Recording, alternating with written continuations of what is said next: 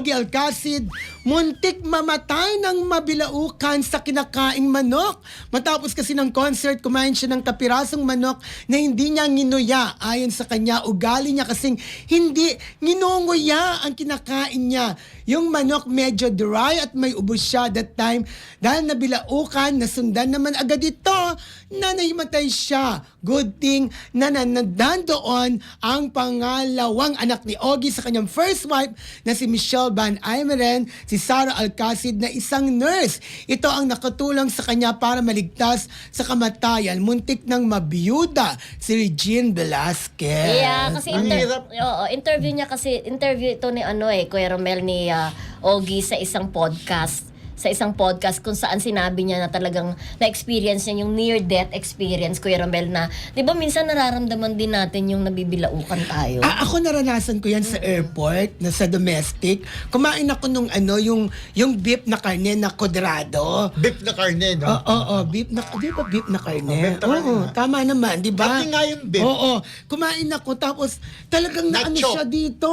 Hindi talaga siya maalis na ano yung hininga ko. Buti na lang kasama ko. Ginanon ako, Pero lumabas. ako rin minsan dumarating talaga sa punto na nabibilao ko tayo. Igaganon lang daw talaga. Oo, Tapos igaganon hanggang bababa daw. Pero ang wag na rin daw kasi nung bata tayo ko, naalala nyo, yung buto ng santol na maliit, nilulunok natin, masarap din yun. Pwede ka rin daw mabilao ka at pwede hindi ma-digest sa tiyan mo.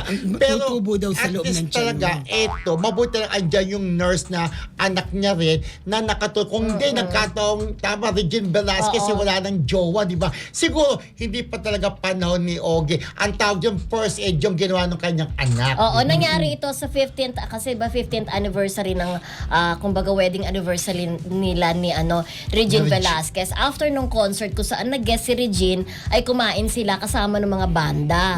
So dahil nga, ugali nga raw niyang hindi ginunguya, biglang na-stuck yung manok dito. Oo. At ang nakakatakot dito talaga is na nawalan siya ng malay. Mahirap talaga nung Nawalan siya ng naranasan ko. Ang ginawa, hinablot siya ni Sarah at ginanon siya talaga. Oo, yung ginagawa tama. kapag ka na Para tumalsik yung galing tirahin sa likod. Dad, sabi daw ni Sarah, talaga nag-aalala raw siya. Nagising na lang daw siya bigla. Sabi niya, Dad, are you okay? Dad, are you okay? Sabi daw nakita na lang daw niya yung mukha ng anak niya na sobrang nag-aalala na first aid siya. Na mabuti na nga lang daw talaga, umokay.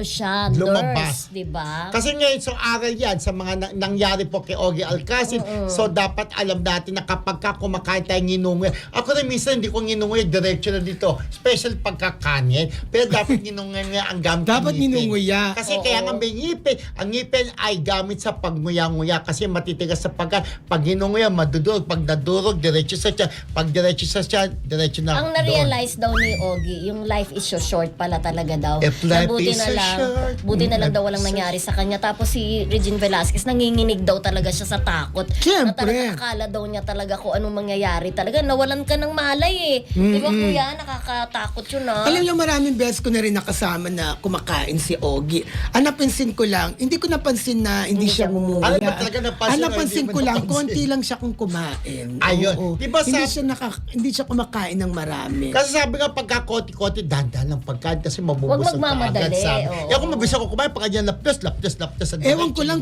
kung ano talaga, kung mahina lang siyang kumain Kasi nung mga nakasama ko siya, konti lang, napapansin ko, konti lang talaga siya. Siguro ang umpisa kasi sabi ng turo sa akin ng nanay ko na nawala na, sabi na pagkakukuha ka anak ng pagkain, konti-konti mo na dahil hindi ka naman maubusan, bumalik ka na lang. Kaya pagkukuha ko sa mga press con, sa mga party na dinadaloan at konti mo na, tsaka babalik ka na Tsaka may lang. sinasabi Dapat si Ogie, ganun. kuya, may sinasabi si Ogie doon nakikipagkwentuhan siya habang kumakain siya. Kaya nga nila sinasabi, di ba pagka daw don't talk when your mouth is full. don't talk Di ba when- sabi nila, di ba ganon? O baka kasi mabilaukan or something. Lesson learned na Lesson, yan. correct. Hindi lang kay Ogie, sa ating lahat. Yes. Lalo na kapag ka tumatanda ka na pala, lumiliit na yung Bituka? Parang Ay. hindi yung esophagus, yung ng Daan. pagkain. Para Yes. lumiliit na raw dyan. Kaya yung mga matatanda daw, bilaukin.